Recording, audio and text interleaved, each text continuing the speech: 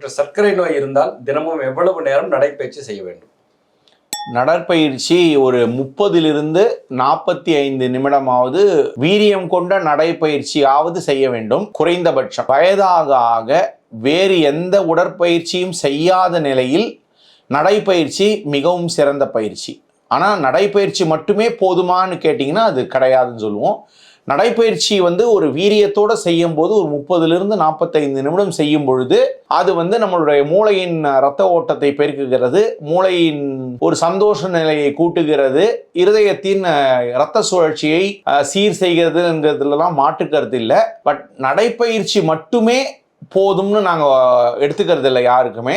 நடைப்பயிற்சி வயது அதிகமாகினதுக்கப்புறம் எங்களால் உட்காந்து எழுந்திரிக்க முடியல டாக்டர், தோப்புக்கரணம் போட முடியல டாக்டர், ஸ்குவாட்ஸ்லாம் பண்ண முடியல டாக்டர்னு சொல்கிறவங்களுக்கு நடைப்பயிற்சி சிறந்த பயிற்சி. குறைந்தபட்ச அளவில் வேறு எந்த உடற்பயிற்சியும் செய்ய முடியலன்னா நடைப்பயிற்சி சிறந்த பயிற்சின்னு எடுத்துக்கலாம்.